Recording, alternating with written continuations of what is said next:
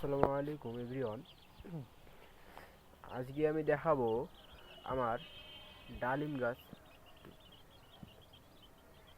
ডালিম গাছ রোপণ করার জন্য আপনারা এরকম একটি 30 লিটারের বালতি ব্যবহার করতে পারেন, কিংবা আপনারা ড্রাম বা এরকম একটি চারিও ব্যবহার করতে পারেন। তো ডালিম গাছের মাটি তৈরি করার জন্য আপনারা অবশ্যই মাটির সঙ্গে গোবর সার, ভার্মিকম্পোস্ট, শিংকুচি, হাড়ের গুঁড়ো ব্যবহার করবেন। তো এগুলো দেওয়ার পরেও অনেক সময় দেখা যায় কি ফল ছোট হয়।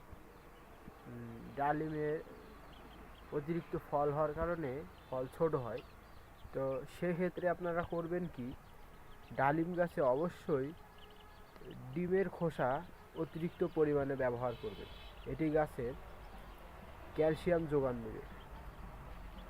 ডালিম গাছের একটি গুরুত্বপূর্ণ খাবার হচ্ছে ডিমের খোসা। এটি আপনারা অবশ্যই ব্যবহার করবেন। ভিডিওটি দেখার জন্য সকলকে